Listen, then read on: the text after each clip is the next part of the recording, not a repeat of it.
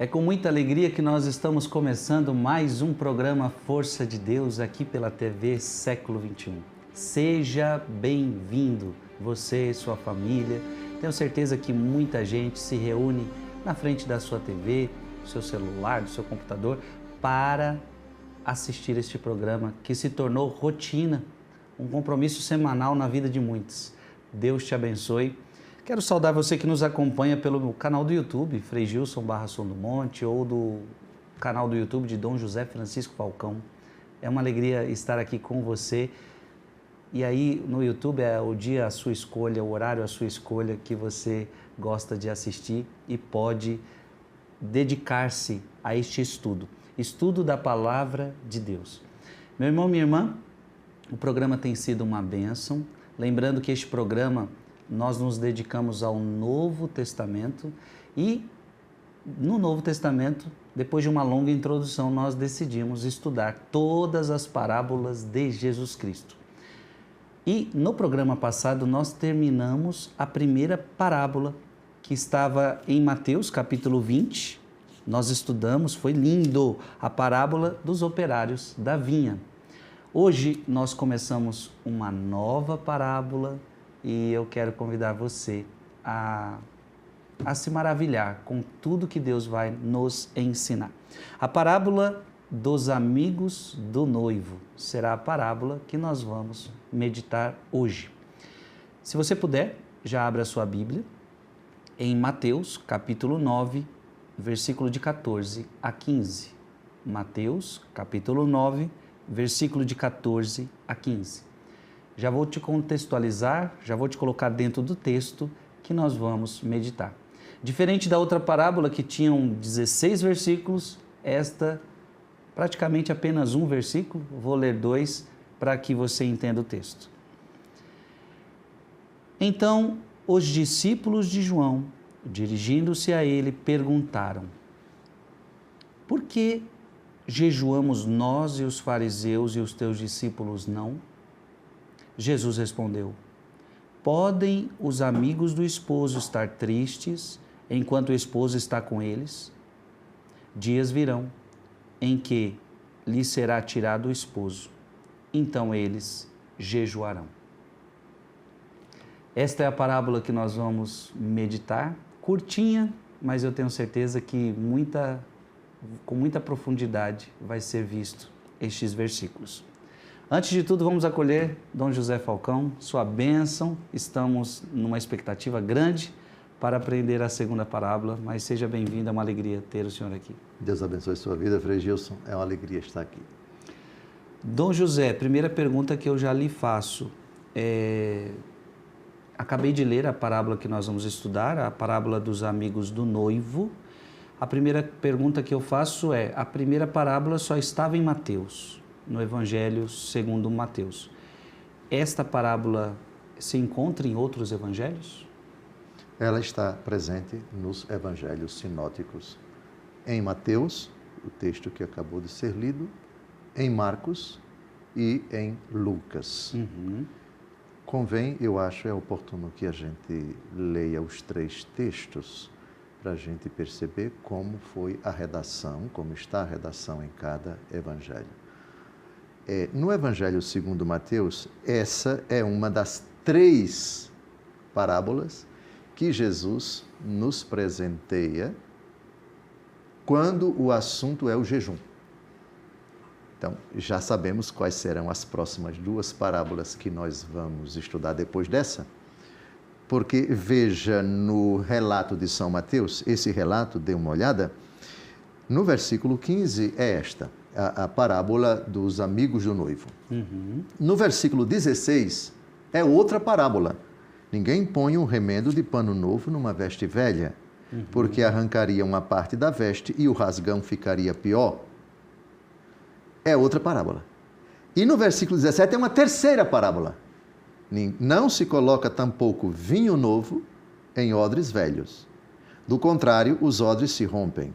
O vinho se derrama e os odres se perdem. Coloca-se, porém, o vinho novo em odres novos e assim tanto um como o outro se conservam. Então, para a gente compreender o significado do jejum no cristianismo, Jesus narra 3 parábolas, uma atrás da outra. Então, vamos recordar aqui a parábola dos amigos do noivo, a parábola do remendo do pano novo e a parábola dos odres novos, ou odres velhos, do vinho novo. Ficou claro? Sim. Pronto, então, são parábolas pequenininhas que estão inseridas num contexto do jejum. E o jejum é uma prática do Antigo Testamento, mas também é uma prática do Novo. A questão é, por que eles não jejuam? Por que agora não jejuam? Jesus vai dizer, jejuam, mas não agora. E aí vai entrar a questão do noivo. O noivo está com eles. Dias virão em que o noivo lhes será tirado, então eles jejuarão. Então, o jejum é prática judaica, no motivo. O jejum é, todavia, uma prática cristã, por outro motivo. Aí, 3 parábolas para a gente entender isso. Entendeu a riqueza de Nosso Senhor? E eu acho que foi importante o senhor já dizer isso, porque, por exemplo, na Bíblia da Ave Maria, parece que é uma parábola só, porque não, são 3. O jeito que divide, a gente parecia que era uma só. Então, a sua explicação mostra que já são 3 sobre jejum. Exatamente. Então, veja, amizade, roupa e bebida. Que interessante. Amigos do noivo, roupa, pano novo, remendo, etc. E vinho.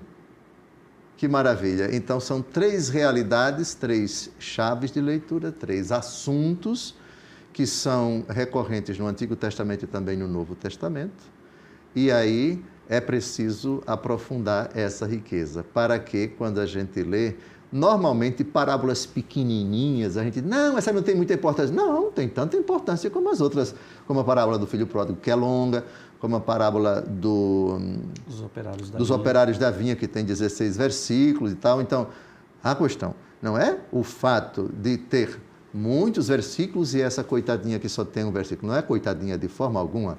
A parábola da dracma perdida, né? A mulher que varre a casa, etc., é pequenininha, em comparação com a parábola do filho pródigo, que vem depois, que é a maior das parábolas em Lucas capítulo 15. O semeador é grande também. Né? O semeador é grande e Jesus explica mais na frente. Então, ele é grande pela narrativa e pela explicação. Mas veio de Jesus. Vieram essas 3 de Jesus. Então, mesmo que seja pequenininha, na minha terra se diz que é nos menores frascos que se contém os melhores perfumes, né? Então, essa é a lógica somente para a gente entender. Então, vamos agora à narrativa da mesma parábola no Evangelho segundo Mateus, já vimos. Vamos agora em Marcos, capítulo 2, de 19 a 20. E depois Lucas 5, de 34 a 35. O contexto, tanto em Mateus, como em Marcos, como em Lucas, nós já sabemos. Nós já estudamos um pouco sobre isso, Dom José, mas aqui, a gente já percebe que Mateus está lá no capítulo 9. Sim. Aí Marcos já está no capítulo 2. Então, o autor parece que preferiu, por algum motivo, colocar mais no início. Gostei do verbo. Nós já vimos na introdução aos evangelhos, por exemplo, certas narrativas que na ótica, na pena de São João, está no começo da vida pública de Jesus. É a expulsão dos vendilhões do templo. Exato. Está logo no capítulo 2. No comecinho. Mateus já coloca isso lá no final, enfim. O verbo é esse mesmo, é preferiu.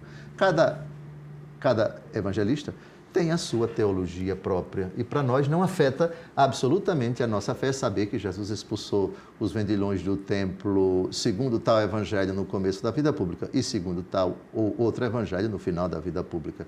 O verbo é esse, no meu entendimento, é um verbo feliz. Preferiu.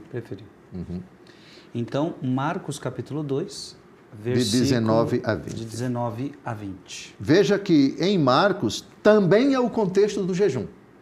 O assunto que levou Jesus a dizer 3 parábolazinhas, uma engatilhada na outra, o jejum. O contexto em Mateus é jejum, o contexto em Marcos também é jejum.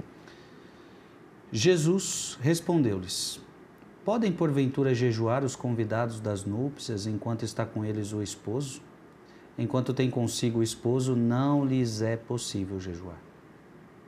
Perfeito. Vamos tentar aqui ver alguma eventual diferença? Claro que sim, porque em Mateus é só um versículo, em Marcos são 2 versículos, mas essencialmente é a mesma coisa. Veja, esposo em Mateus, esposo em Marcos. Entendeu? Uhum. Ok? Sim. Aqui é amigos do esposo em Mateus, em Marcos é convidados das núpcias.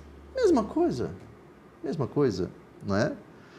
E dias virão em que o esposo lhe será tirado, mesma coisa em Mateus e mesma coisa em Marcos, e então jejuarão. Bem, a mesma coisa. Sim. Agora vamos à terceira narrativa, Lucas, capítulo 5. Lucas, capítulo 5, versículos de 34 a 35. De novo, o contexto é o jejum.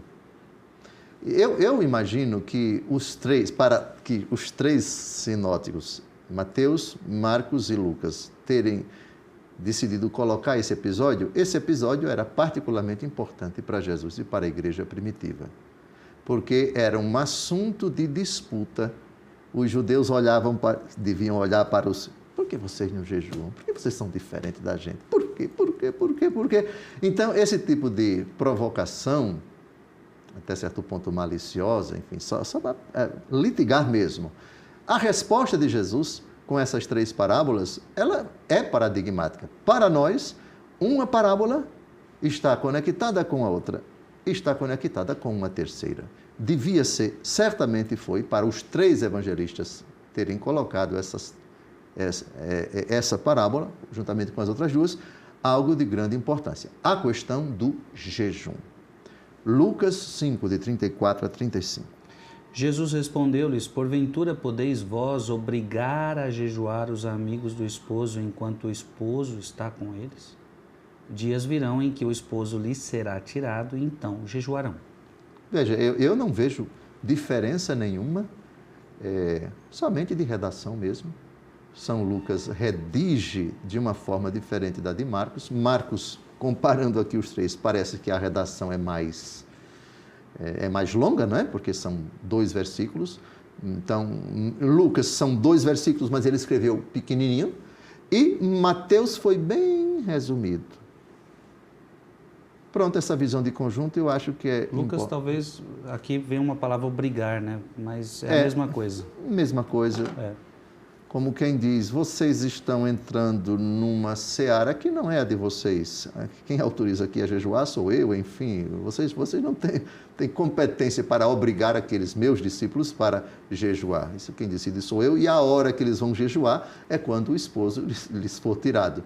E certamente Jesus não explicou o que significa o esposo será tirado. Mais para frente, na explicação, que a gente vai ver com os padres da igreja do que era que Jesus estava falando, o que significa ser tirado.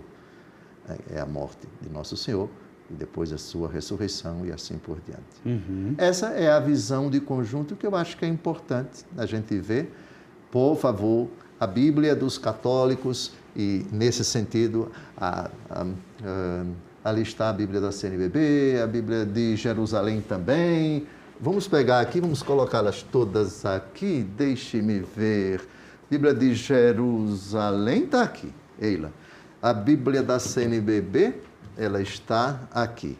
Claro, não vamos abri-las todas, mas é somente para dizer que todas elas têm os seus grandes méritos. E um deles é, como na Bíblia Ave Maria, tem o título do texto, do relato, e tem, entre parênteses, as citações dos evangelhos. Se existe em outro evangelho, onde é que está? Sim. né? Isso é muito bom, isso é muito bom, isso ajuda a gente. Então, sugiro a vocês que qualquer leitura, os evangelhos, se esse relato está em outro evangelho, e dá uma olhadinha, se puder, fazer o confronto, não é? Isso ajuda bastante. Meu Deus do céu, quem não odeia seu pai e sua mãe não é digno de mim. Jesus não disse isso. Que palavra difícil. Faça o seguinte, veja nesse relato, nesse evangelho, como está a narrativa em outro evangelho. E vá lá e procure. Quando a gente vai no outro evangelho, quem ama seu pai e sua mãe mais do que a mim, não é digno de mim. Ah, agora eu entendi o que significa odiar o pai e a mãe. Ou seja, é amar menos. Eu tenho que amar menos meu pai e mais a Deus. O amor a Deus tem que ser maior do que o amor do meu pai. E isso você resolve tranquilamente fazendo um confronto quando as Bíblias católicas sempre têm essa ajuda, entendeu? Sim. Uhum.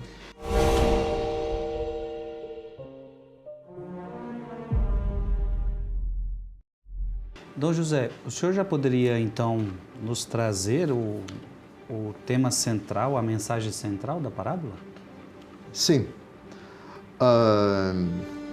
Quando Jesus diz o noivo lhe será tirado, é o arrebatamento de Jesus desta vida terrena. Isto é, quando Jesus morrer. Quando ele aqui se refere à sua paixão. Ele vai ser tirado. Obviamente que 3 dias depois o noivo ressurgirá. Muito bem. Só que então jejuarão, mas os cristãos vão jejuar. O jejum cristão, a partir da morte de Jesus, ele tem uma atitude nova que é bem diferente daquela dos fariseus, que davam uma excessiva importância à observância exterior, à prática exterior do jejum, sem levar em conta o espírito de amor a Jesus. A novidade do jejum cristão é imitar Jesus e fazer isso por amor ao esposo que é tirado. Eu já antecipo aqui o seguinte. O jejum é um combate contra as nossas tendências desregradas. Jesus vai dizer em outra ocasião, esse tipo de demônio só se vence com jejum e oração. Lembra disso? Sim. Nós vamos ver esse texto mais para frente. Muito bem. O jejum é um combate, como Jesus combateu no deserto o demônio e foi tentado por ele e saiu-se vitorioso sobre ele. O jejum é uma arma contra o poder das trevas. Quando é que nós jejuamos? Quando nós ou estamos no pecado ou existe o risco de cairmos em pecado. E quando estamos em pecado, o noivo é tirado. Perdemos a graça de Deus. Estamos em pecado mortal. Estou me referindo ao pecado mortal. Daí, para aquele que está sem o esposo, sem o noivo da alma, essa prática é necessária. Não que aquele que não esteja em estado de graça não precise de jejuar. Não, o jejum para quem está na graça de Deus é para não cair. Vigiai e orai, porque o espírito está preparado, mas a carne é fraca. Essa frase é de Jesus. Então, faz parte da vigilância o jejum, como prática combativa, como prática, como meio de luta contra o poder das trevas, como Jesus jejuou no deserto. Então, a frase de Jesus, no meu dia a dia, no seu dia a dia, no nosso dia a dia, dias virão em que o noivo lhe será tirado. Sexta-feira é o dia em que o noivo foi tirado. Tradicionalmente, sexta-feira é dia de penitência. Todas as sextas-feiras do ano são dias de penitência. Depois a gente vai tratar, no final dessa parábola, se no domingo deve-se jejuar ou não. nós vamos ver 2 santos do começo da história da igreja que vão dizer: não se deve jejuar em dia de domingo. Mas vamos encontrar um santo na Idade Média que vai dizer: deve-se jejuar também no domingo. Os 2 que vão dizer de jeito nenhum é para jejuar, Santo Ambrósio e Santo Agostinho. Mas Santo Tomás de Aquino pensa o contrário. E depois temos que tratar da legislação da CNBB aqui no Brasil. O Código de Direito Canônico confere às conferências episcopais legislar sobre isso e a gente vai ver qual é, para os católicos no Brasil, a disciplina a respeito do jejum. Muito bom, muito bom.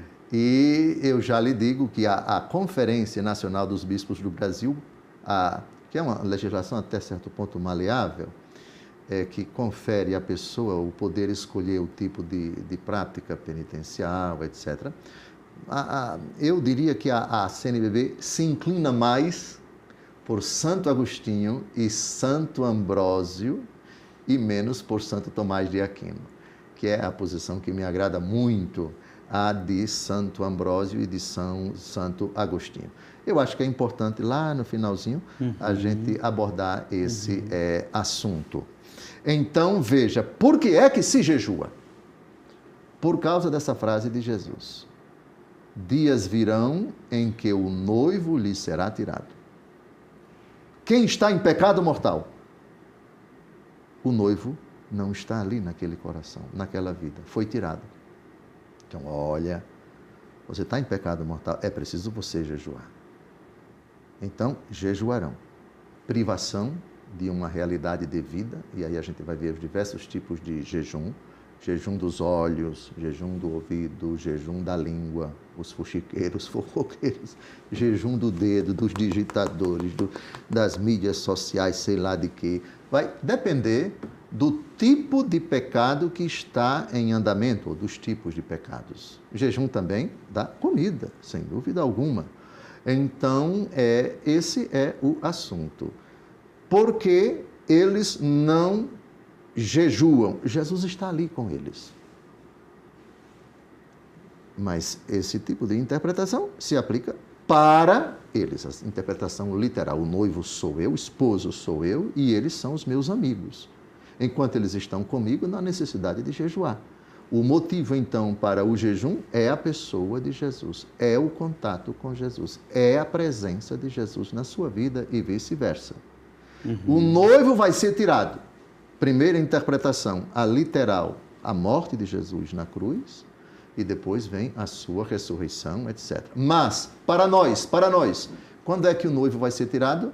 Eis que estou à porta e bato. Se alguém abrir, entrarei, cearemos juntos, eu com ele e ele comigo. Então, graça de Deus, estado de graça, graça santificante.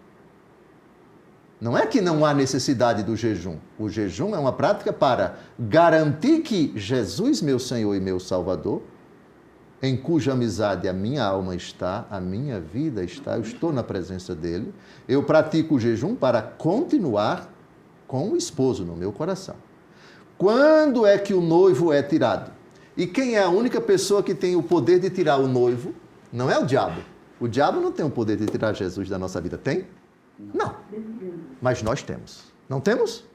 Temos. Nós temos. Então, quando o noivo for tirado, isto é, como se Jesus dissesse educadamente: estou à porta e bato. Se alguém abrir, eu entrarei. E cearemos juntos, eu com ele e ele comigo. Ou seja, enquanto você quiser estar na graça de Deus, eu vou estar com você, como esposo, nessa festa maravilhosa de amizade, eu na sua vida, você na minha vida. Enfim, eu estou com você. Agora, o pecado mortal, cometo o pecado mortal, que eu saio. O noivo foi tirado. Então, jejuarão. Compreendeu aqui a riqueza da parábola? Sim, compreendeu? Sim. O que já começa a ficar muito claro, o que o senhor está trazendo, é que o jejum para o cristão só tem sentido se for por causa de Cristo, para Cristo, com Cristo, né? A palavra-chave é Ele. Ou seja, não é uma dieta. Uma dieta prescrita por um profissional ou por um personal trainer ou então um nutricionista. Não é. Para perder calorias, diminuir a barriga e ficar com um tanquinho. Esqueça tanquinho, esqueça essas coisas. Esqueça qualquer coisa de estética. Aqui é a fé. Sim. Começamos muito bem essa parábola. Calma que eu vou engatilhar algumas perguntas para Dom José Falcão. Mas é isso, já percebemos então que não vamos falar de jejum. Creio que vai ser uma grande oportunidade para entendermos sobre este assunto.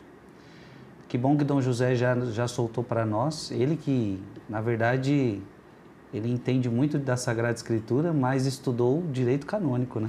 Então, disse que vai trazer algumas coisas de direito canônico para nós, então vai ser muito interessante. Eu tenho certeza, Dom José, que muita gente tem dúvidas sobre jejum e a gente pode aproveitar essa parábola para esclarecer dúvidas sobre jejum, questionamentos das pessoas. O Dom José já trouxe uma coisa tão importante, o jejum é um combate que Jesus usou. Então, talvez essa parábola vai nos mostrar a importância do jejum, a importância de combater, a importância de fortalecer o nosso espírito. A carne é fraca, como Dom José já trouxe o texto. Então, eu já estou na expectativa de aprender mais dessa parábola. Até agora já entendemos, para o cristão, o jejum só tem sentido se for por causa de Jesus, para Jesus, com Jesus, porque senão não faz sentido para nós. Então não é uma prática externa, como faziam os fariseus, como se faziam tantos na época de Jesus. O programa de hoje está bom demais, segundo a parábola que nós estamos estudando, e começamos hoje.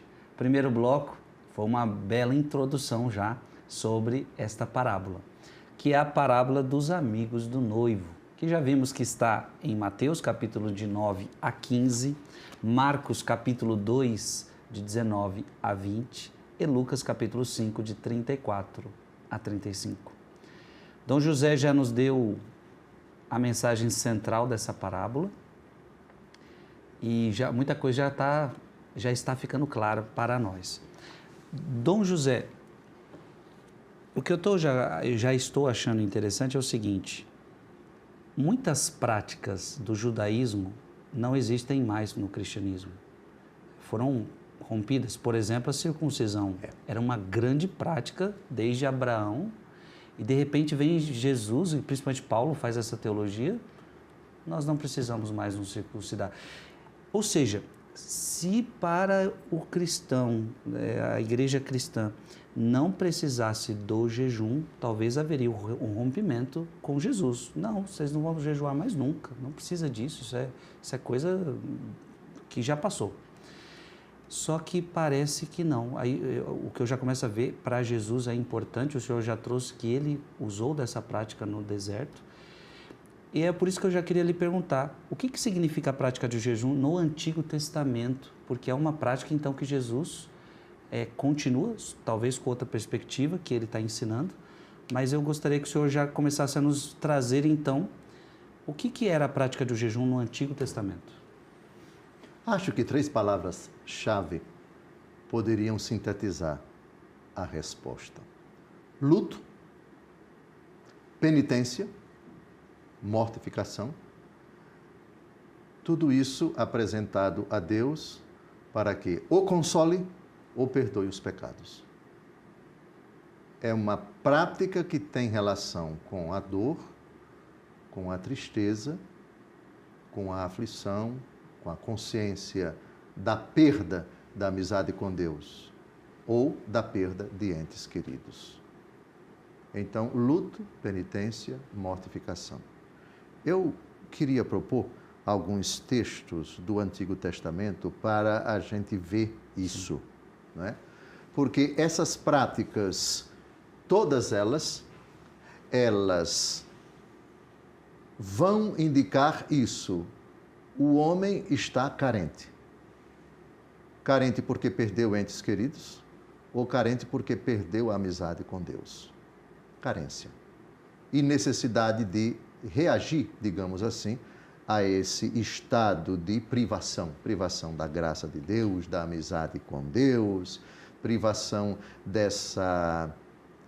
Perdeu o ente querido, está desolado, está fragilizado, está...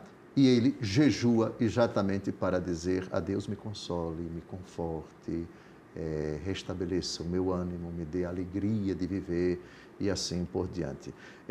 O rei Davi vai jejuar nesse sentido. O jejum, daqui a pouco a gente vai ver o porquê Davi jejuou num determinado momento bem dramático da vida dele. Vamos começar pelo primeiro livro de Samuel, capítulo 3, capítulo 7, versículo 6. Primeiro livro de Samuel, capítulo 7, versículo 6. O que é que nós temos aqui? Nós temos o povo de Israel, a nação eleita. Primeiro livro de Samuel, capítulo 7. Capítulo 7. Versículo 6. Versículo 6. Pode ler. Reuniram-se em Masfa, tiraram água, derramaram-na diante do Senhor e jejuaram aquele dia, dizendo: pecamos contra o Senhor. Pronto. Aqui o jejum é uma prática de mortificação para apresentar a Deus a dor do coração por ter pecado contra Deus. Não é? No Salmo 50, se não me engano, eu reconheço toda a minha iniquidade, o pecado está sempre à minha frente, o meu pecado foi contra vós, só contra vós, que eu pequei, pratiquei o que é mal aos vossos olhos, etc. Davi praticou o jejum nessa época, nesse momento, o momento em que ele foi desmascarado pelo profeta por ter cometido adultério com Betsabeia e por ter maquinado a morte do esposo dela, o general Urias, homem da sua confiança. Então aqui temos uma prova. Jejuamos porque pecamos contra o Senhor. E nós fazemos isso como nosso coração está dolorido, Senhor. Nós nos mortificamos pela consciência dessa falta, dessa ofensa. Pecamos contra o Senhor. Ok? Aqui qual era o pecado, Dom José? Muitos. Na verdade, Israel já vem pecando muito. Sim. Contra o Senhor, as suas inúmeras desobediências, as suas inúmeras prevaricações. Estamos na época de quem? Na época em que a arca fica entre os filisteus, veja, capítulo 5, no capítulo 5, a arca da aliança é levada e fica de posse dos grandes inimigos de Israel, o que é o cúmulo da humilhação. Uhum. Então Israel tem essa convicção. Nós perdemos a arca para os filisteus. A arca vai ser devolvida, veja o capítulo 6, veja. Quando a arca é devolvida, eles fazem esse ato de reparação, digamos assim. Isto é, para os hebreus, aquilo que é o motivo de orgulho para eles, a Arca da Aliança, onde tem as tábuas da lei, onde tem o cajado de Moisés. Então, como nós interpretamos isso? Os nossos inimigos têm em suas mãos aquilo que é o orgulho de Israel. Foi nosso pecado. Dentre muitos, né? Entendi. Ok. Então nós vamos fazer um breve intervalo e nós já retornamos.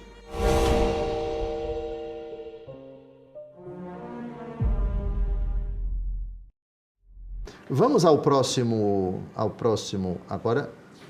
texto, o segundo livro de Samuel, no capítulo 12, aí você tem o versículo 16, leia somente ele, e depois vamos pular para o 21, o 22 e o 23. Davi suplicou ao Senhor pelo menino, jejuou e passou a noite em sua casa prostrado por terra, vestido com um saco. Pronto. É o seguinte, lembra quando o profeta Natã, que foi quem denunciou Davi? Uhum. Davi então pede perdão, aí o profeta diz, está bem, Deus perdoa você, mas a criança vai morrer. E tem mais. versículo 11. Eis o que diz o Senhor. Vou fazer com que se levantem contra ti males vindos de tua própria casa. Sob os teus olhos tomarei as tuas mulheres e as darei a um outro que dormirá com elas à luz do sol. Nossa. Porque agiste em segredo, mas eu o farei diante de todo Israel e diante do sol. Davi diz, pequei contra o Senhor, etc, etc, etc. No versículo 15, o Senhor fere o menino que a mulher de Urias tinha dado a Davi e ele adoece gravemente. O menino vai acabar morrendo. E Davi jejua. Não adianta muito, não é? Ele jejua para pedir a Deus, tenha misericórdia, tenha misericórdia, tenha misericórdia. Misericórdia vai vir de outra forma, né? A ordem já foi dada, a criança que adoeceu gravemente vai acabar falecendo.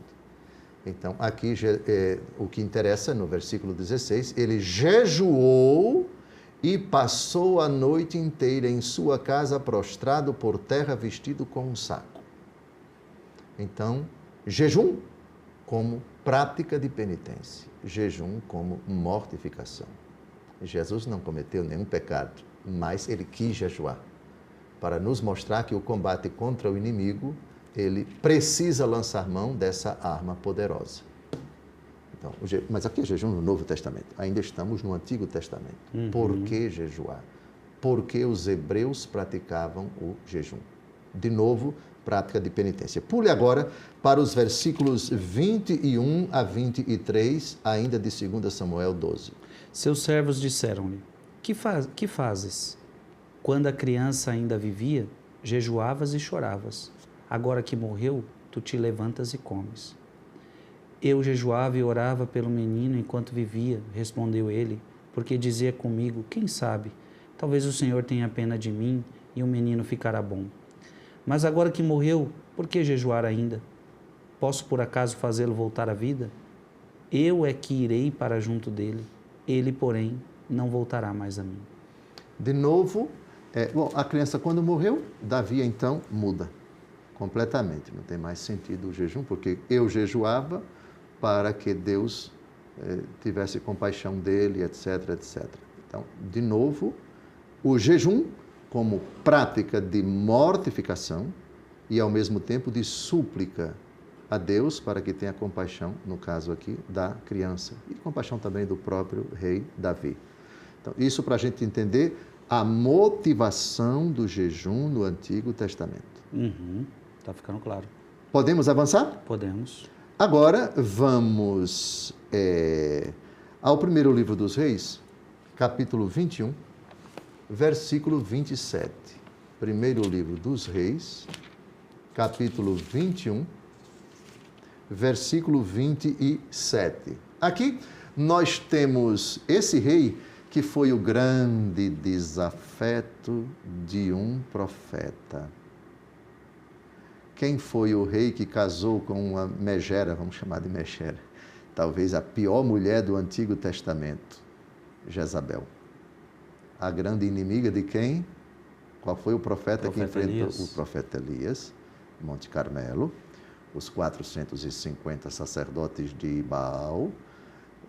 Era uma cirofenícia, vamos dizer assim. Ela casou, Acabe casou com essa mulher, e essa mulher era uma pagã, não adorava o verdadeiro Deus. O verdadeiro Deus de Israel, introduziu o culto às divindades da sua terra, não é? E isso provocou um embate tremendo do profeta Elias contra ela. O profeta Elias não se dobrou e enfrentou o marido dela, enfrentou também a esposa, e enfrentou os sacerdotes de Baal. Toda a história do profeta nós já sabemos. Muito bem. Então, Acabe, digamos assim, quando ele ainda temia a Deus, não é? Cheio de altos e baixos. Na verdade, era a esposa dele quem exercia um domínio sobre todo o reino. Ele se curvava diante dela. Ela era quem, aspas, mandava nele. Mas aqui nós temos uma atitude digamos assim, correta do rei Acabe. Vamos dar uma olhada, primeiro livro dos Reis, capítulo 21, versículo 27. Ouvindo essas palavras, Acabe rasgou suas vestes, cobriu-se com um saco e jejuou. Dormia envolto no saco e andava a passos lentos. Bem, cobriu-se com um saco, rasgou as vestes, jejuou, etc. Dormia dessa forma. Uma atitude muito parecida com aquela do rei Davi, não é? Do rei Davi. Justamente para mostrar que o jejum era uma prática de mortificação e tem a motivação: Senhor, tenha piedade do meu povo, tenha piedade de mim, tenha piedade de todos nós que pecamos, ou do meu pecado, etc. O jejum tem essa motivação. O versículo 25 parece que mostra bem isso, né? Com efeito, não houve ninguém que praticasse tanto mal aos olhos do Senhor como Acabe, excitado como era por sua mulher Jezabel. Está aqui a megera. Está aqui a megera. Se existe uma mulher perversa, mulher malvada no Antigo Testamento, ele casou com ela. Não devia casar. Uma pagã, pois ele vai e casa. Então, trouxe a sarna para dentro da sua casa e para o próprio Israel, porque ela vai introduzir em todos os montes altos, Monte Carmelo, Monte Tabor, todos os lugares altos e também nas cidades, as estelas, né, os altares, as divindades, Baal e tantos outros deuses da sua terra. E isso bote sofrimento, e o nosso querido que é o que o senhor está falando no versículo 26. Levou a abominação ao extremo, seguindo os ídolos dos amorreus que o Senhor tinha expulsado diante dos israelitas. Foi um período difícil, como o profeta Elias sofreu. E depois que ele subiu ao céu, num carro de fogo, haja sofrimento de Eliseu. Elias subiu, mas deixou Eliseu. E quando Eliseu, claro, os 450 sacerdotes de Baal já tinham sido mortos, mas ela está furiosa. Tanto é que quando ela soube do assassinato, do que os sacerdotes tinham morrido, ela disse: eu juro pelos deuses, como amanhã vai acontecer com você o mesmo que aconteceu com os meus sacerdotes. Aí ele foge. Nossa. A história todos nós já sabemos, né? O sofrimento de Elias de correr para o Monte Horebe, península do Sinai. Aí toda a história nós já sabemos. Mas aqui, o que interessa, o rei Acabe jejuando. Está arrependido, está se arrependendo aqui. Mostra um sinalzinho de... Mas depois ele cai, se arrepende, depois ele cai, pede perdão a Deus, depois volta. Na verdade, a esposa dele é que vai exercer no livro dos reis, é dito que ele fez o que é mal aos olhos do Senhor. E está aqui a prova que a vossa reverendíssima acabou de ler. Excitado por ela, né? Excitado por essa mulher terrível. Mas aqui, digamos, ele jejuando, tem um momento de sensatez, de temor a Deus, etc. Sim, Pulemos agora para Jeremias. Jeremias capítulo... Agora vamos muitos séculos depois. Isaías, capítulo... Jeremias 36, versículo 9. No 5º ano do reinado de Joaquim, filho de Josias, rei de Judá, no 9º mês, um jejum foi prescrito diante do Senhor para toda a população de Jerusalém e os habitantes das cidades de Judá que lá se haviam reunido. Então aqui, digamos que é um jejum coletivo, né? É o dia de jejum. Os judeus até hoje têm uma festa chamada Yom Kippur. Sim, conhecida. Que é o dia da expiação. Isto é o dia em que a nação toda, no caso aqui não somente Israel, mas qualquer judeu espalhado, onde quer que ele se encontre, nesse dia é o dia do jejum, é o dia da mortificação, é o dia da expiação, o dia de você se privar de alimentos e outras modalidades também que você pode impor para si, de jejum, privação de barulho, privação disso, mas sobretudo de alimento, a partir de uma certa idade, as pessoas, e até uma determinada idade, em que você faz essa mortificação. Isso é um preceito perpétuo dos judeus. Por favor, vamos a Levítico capítulo 16. Levítico capítulo 16, de 29 a 31. De lá, a gente vai pular para Levítico 23. Então, são dois textos do livro do Levítico, fundamentais para esse tema. Levítico 16, de 29 a 31, por favor. Antes de ler, um jejum para toda a cidade, para todo o povo. O senhor falou que é uma prática dos judeus até hoje. Mas podemos dizer que até a nossa igreja católica, como o senhor citou no início do programa, a sexta-feira é um dia que a igreja também pede dos seus fiéis uma penitência que pode ser trocada. Todas as sextas-feiras do ano são dia de penitência. Ou seja, também é algo que a igreja pede para todos os seus fiéis de todo o mundo, de todas as partes do mundo, né? Sim. A questão da comutação, isto é, o tipo de penitência que você pode trocar por uma obra de caridade, etc., a gente vai tratar daqui a pouco. Que, na verdade, tem fundamentação até no próprio profeta. É, porventura, esse tipo de jejum que eu quero desamarrar a injustiça, dar comida ao pobre, ao faminto, etc., etc. Então, é um tipo de jejum, a prática da caridade, é uma comutação. A gente vai tratar da comutação depois, isto é, o jejum ordinariamente é assim, mas você pode mudar por outra manifestação, por outra modalidade de jejum, a prática da caridade, sobretudo. Mas chegaremos lá. Levítico, né? Levítico. Essa será para vós uma lei perpétua. No 7º mês, no 10º dia do mês, jejuareis e não fareis trabalho algum, tanto nativo como estrangeiro que habita no meio de vós. Porque nesse dia se fará expiação por vós, para que vos purifiqueis e sejais livres de todos os vossos pecados diante do Senhor. Será um sábado, um dia de descanso para vós, durante o qual jejuareis. Essa é uma instituição perpétua. Pronto, então é uma festa. O Yom Kippur, uma solenidade, vamos dizer assim, uma solenidade. O dia da expiação. O dia em que a nação inteira faz um sacrifício, e esse sacrifício acabou de ser aqui descrito. Jejuareis e não fareis trabalho algum. Mas esse não é o que acontece todo sábado para o judeu também? Esse daqui ou não? Não, a instituição, o Yom Kippur é uma festa por ano. Mas aí os judeus também têm a prática do jejum todo sábado. O sábado, na verdade, é o Shabat, é o repouso, não necessariamente repouso com jejum.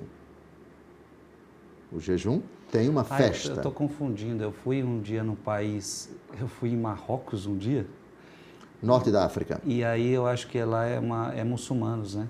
E tem essa prática também do jejum, então eu estou confundindo.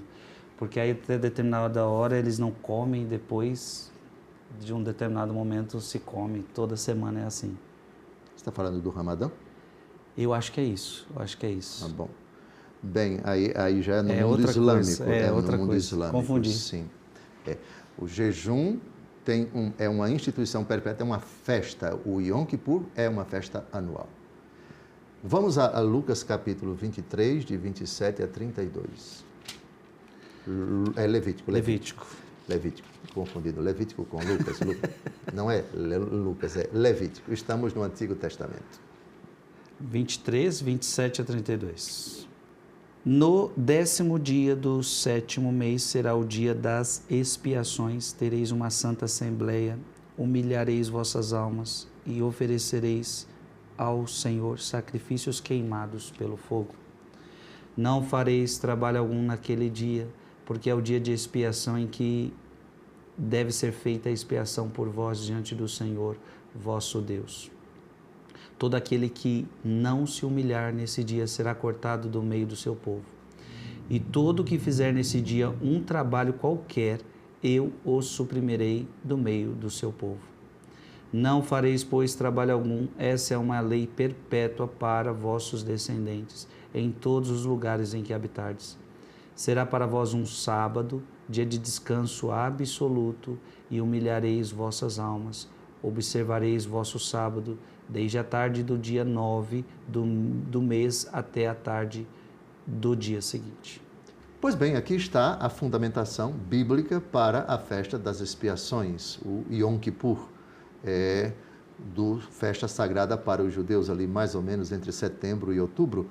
Vossa Reverendíssima poderia nos dar mais informações daí das suas fontes seguras, das suas pesquisas incontáveis? Então, vendo que o senhor ia tratar deste assunto, eu acho que é importante as pessoas saberem, o Yom Kippur é o dia da expiação, como o senhor falou, o dia mais sagrado no calendário judaico, varia cada ano, pois segue o calendário hebraico lunar. É celebrado no dia 10 do mês de Tisherei, que geralmente ocorre entre setembro e outubro no calendário nosso, o calendário gregoriano. Pronto, tá vendo como o cabra é bem informado? Pronto, aqui estão as informações. Pois bem, então veja que o jejum é algo institucionalizado religiosamente pelos judeus. É festa sagrada. Eles têm várias festas ao longo do ano. A Páscoa, o Yom Kippur, tabernáculos, etc. Né? E nós também temos, na perspectiva, Yeshua, Jesus. Para nós, Jesus. Todos os dias de penitência do ano, sexta-feira são todas as sextas do ano, dia de penitência, porque é o dia que nosso Senhor Jesus Cristo morreu na cruz.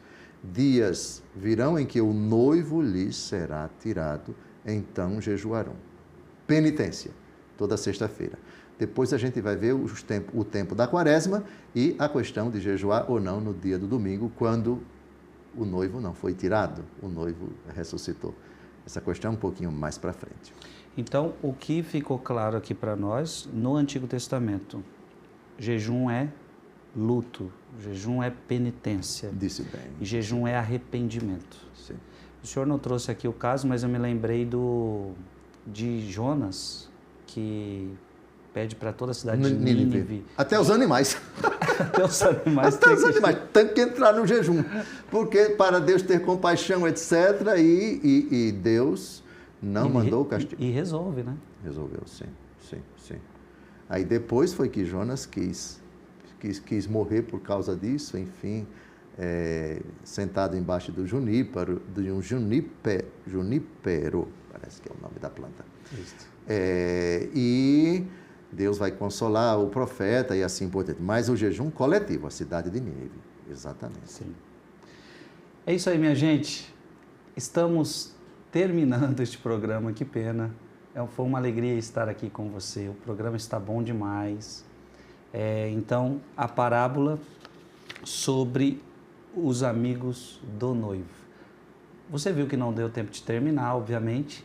Nós vamos continuar no próximo programa explicando essa parábola tão curtinha, mas você já viu que dá panos para manga. Aí dá assunto até dizer chega. Então, fique conosco. Vai ser um programa importante para você entender também a realidade do jejum, que eu tenho certeza que é dúvida de muita gente. Então, fique conosco, esperamos você na semana que vem, se Deus quiser. Mande este programa para mais alguém através do canal do YouTube, tá certo? Vamos pedir a bênção de Deus. Abençoe-vos Deus Todo-Poderoso, Pai e Filho e Espírito Santo. Amém. Amém.